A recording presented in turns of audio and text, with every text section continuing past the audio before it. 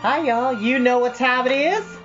Woo! Get into it! We are back!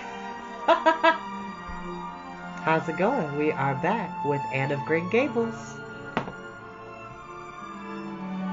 Yes, y'all, the length is coming, okay? Well, yeah, it's getting pretty long. Thank God I was blessed with thick hair. Thank God for my mom and my dad for thick hair, and my grandfather specifically, my granddad on my father's side, because granddad always had thick hair all the way up until he passed away. So, shout out to them. Ooh.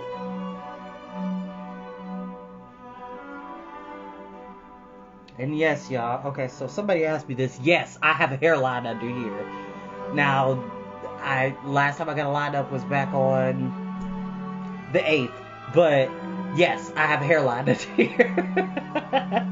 I don't, it depends on the day. Like, if I want to pull my hair back, I'll do it. If not, I'll just keep it how it naturally comes, which is down, which I'm totally okay with. I hope everybody is having a lovely afternoon on this beautiful Thursday. It is going to be a marvelous day in the neighborhood. And I do not own the music that you are listening to in the background, which is brought to you by Holiday Music. Or Holiday Music. There we go. With an H-A. Holiday would be H-O. Excuse me.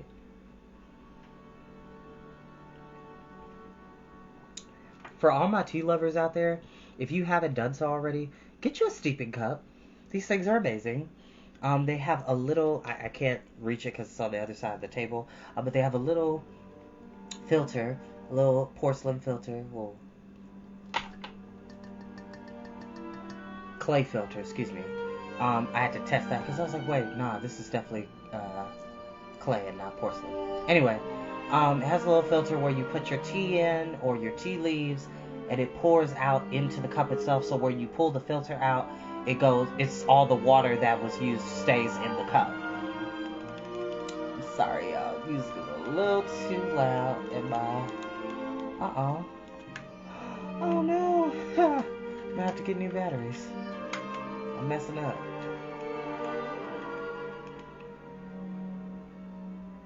There we go. That's much better. But yeah, get your steeping cup. They're awesome. No shade to people who drink coffee, but anybody that knows me well enough knows that I don't drink coffee or energy drinks. It's just me every day. Ooh, okay. This is gonna be fun.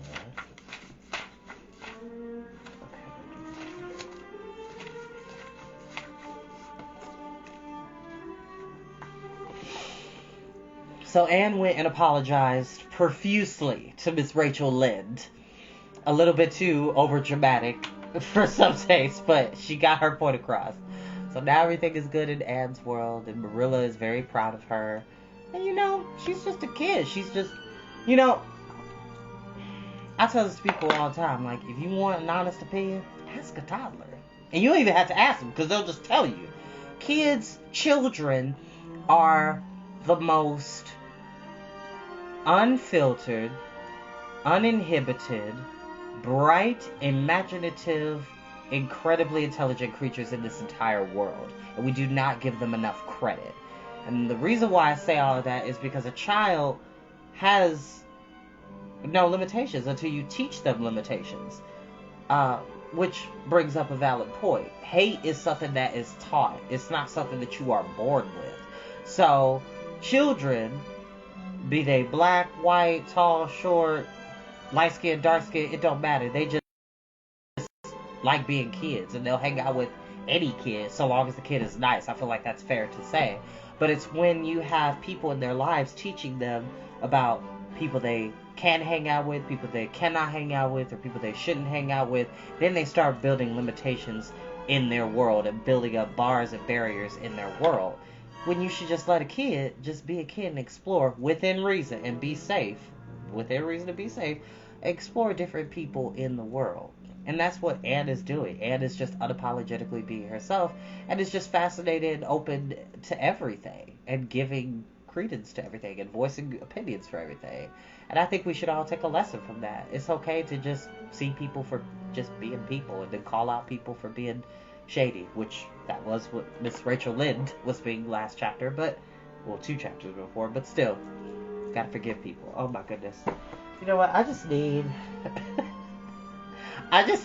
a timer or an alarm that's like, you haven't wiped your glasses. Shout out to Dan Badger over at the Yellow Springs Hardware Store for tightening my glasses for me. Yes, Dan, I will come in there and buy the kit so I can just have it on the go in case they loosen up, which anybody that wears glasses knows that happens quite often. Oh my goodness. Just filthy. I've been staying up too long reading late at night. Which you would think that'd be a silly thing to be upset over, but still, can't be up too late. Chapter 11. Anne's impression of Sunday school. Well, how do you like them? Said Marilla. Anne was standing in the gable room looking solemnly at 3 new dresses spread out on the bed. One was of snuffy-colored gingham, which Marilla had been tempted to buy from a peddler that preceding summer because it looked so serviceable. One was of black and white checkered satin, which she had picked up at a bargain counter in the winter.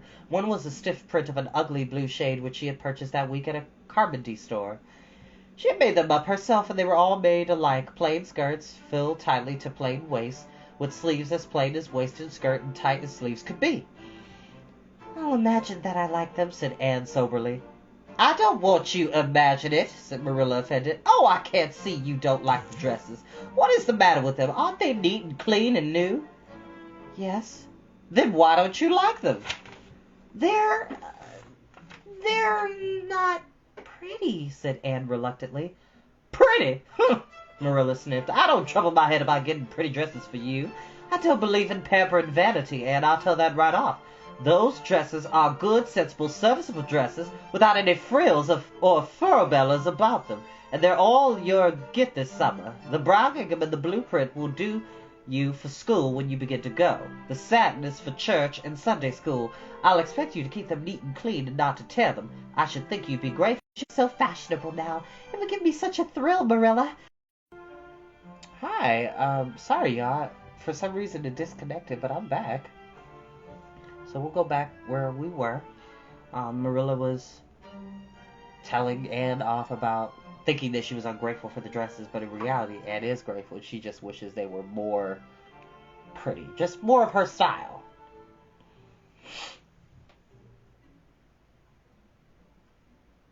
There we go. But I'd rather look ridiculous when everyone else than plain and sensible all by myself, persisted Anne mournfully. Trust you for that. Well, hang those dresses carefully up in your closet, then sit down and learn the Sunday school lesson. I got a quarterly from Mr. Bell for you, and you'll go to Sunday school tomorrow, said Marilla, disappearing downstairs in high dudgeon. Anne clasped her hands and looked at the dresses. I did hope there would be a white one with puff sleeves, she whispered disconsolately. I prayed for one, but I didn't much expect it on that account.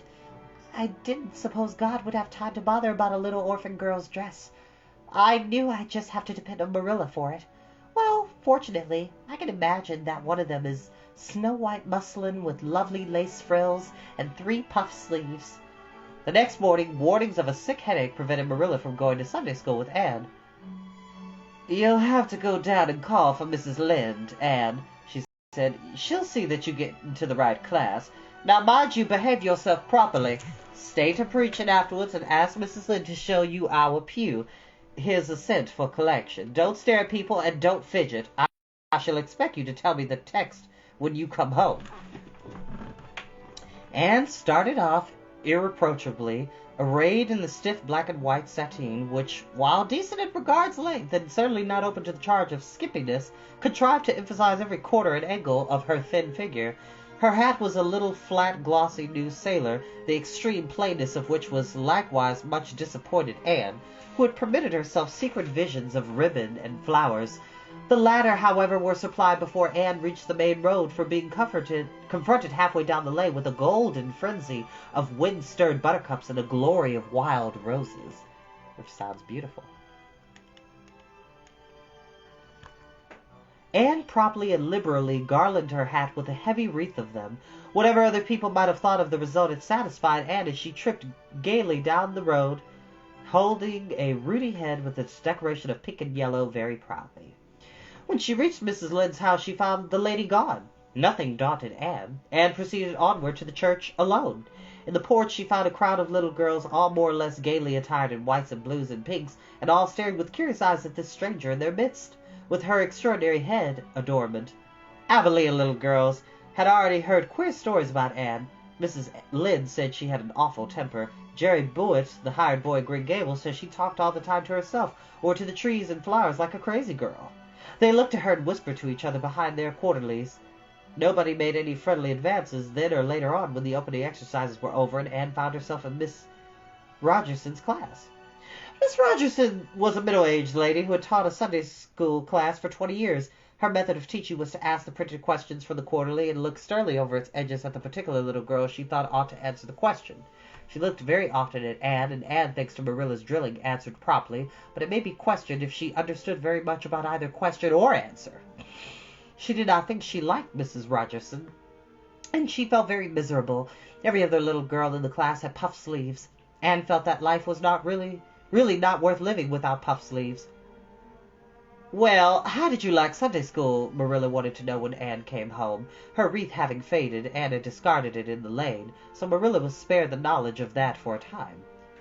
"I didn't like it a bit. It was horrid." "Anne Shirley!" said Marilla rebukingly. Anne sat down in the rocker with a long sigh, kissed one of Bonnie's leaves, and waved her hand to a blossoming fuchsia. "They might have been lonesome while I was away," she explained. "And now about the Sunday school. I behaved well, just as you told me. Mrs. Lynde was gone, but I went right on myself. I went to the church with a lot of other little girls and sat in the corner of a pew by the window while the opening exercises went on. Mr. Bell made an awful long prayer. I would have been dreadfully tired before he got through if I had been sitting by that window, but it looked right out on the lake of shining water, so I just gazed at that and imagined all sorts of splendid things." "You shouldn't have done anything of the sort. You should have listened to Mr. Bell." "But he wasn't talking to me," protested Anne. "He was talking to God, and he didn't seem to be very much interested in it either. I think he thought God was too far off to make it worth while. I said a little prayer myself, though. There was a long row of white birches hanging over the lake, and the sunshine fell down through them, way, way deep down into the water.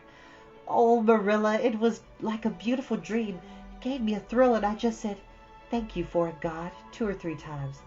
"Not out loud, I hope," said Marilla anxiously. "Oh, no, just under my breath.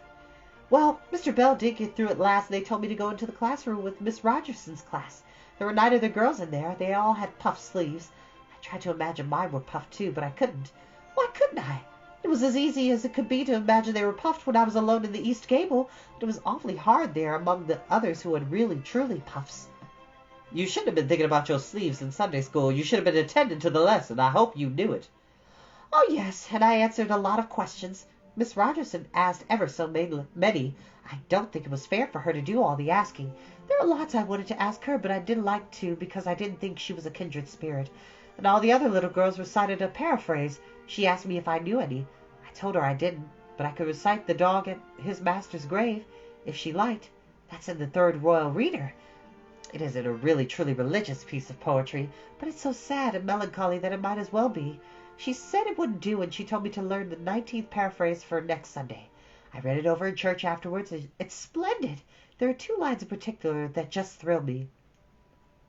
'Quick as the slaughtered squadrons fell in Midian's evil day.' I don't know what squadrons means, nor median either, but it sounds so tragical. I can hardly wait until next Sunday to recite it. I'll practice it all the week. After Sunday school, I asked Miss Rogerson, because Mrs. Lynde was too far away, to show me your pew. I sat just as still as I could, and the text was Revelations, 3rd chapter, 2nd and 3rd verses." Which is a very, if you know, you know, for those who, outside of those who are not Christian. Shout out and validity to those who are Muslim, Jewish, Catholic, Hindi, Shintoism, Buddhist. But for those who are Christian, Revelations is a very heavy book in the Bible. Just saying. "It was a very long text. If I was a minister, I'd pick up the short, snappy ones. The sermon was awfully long, too. I suppose the minister had to match it to the text. I didn't think he was a bit interesting. The trouble with him seems to be that he hasn't enough imagination. I didn't listen to him very much. I just let my thoughts run and thought of the most surprising things. Marilla felt helplessly that all this should be sternly reproved, but she was hampered by the undeniable fact that some of the things Anne had said, especially about the minister's sermons and Mr. Bell's prayers, were what she herself had really thought down deep in her heart for years, but had never given expression to. It almost seemed to her that this secret, unuttered, critical thoughts had suddenly taken visible and accusing shape in form of the person of this outspoken morsel of neglected humanity. And that is where we shall end for today. Which, like I said, kid, if you want to know the truth about something, ask a kid. They gonna tell you. They gonna be honest with you. I was one of those kids. I was one of those kids that, depending on the situation, I said how I felt. Which, most of the time, my musings were chalked up to be me being over dramatic and stuff like that. But, like, most of the time I did say how I felt in the best polite way as possible. And then there were other times that was very crass and not as tactful as I would like, but there's that. There's life. Well, y'all, I hope you have a lovely day. I'll see you next time. Be good to each other and enjoy this beautiful day.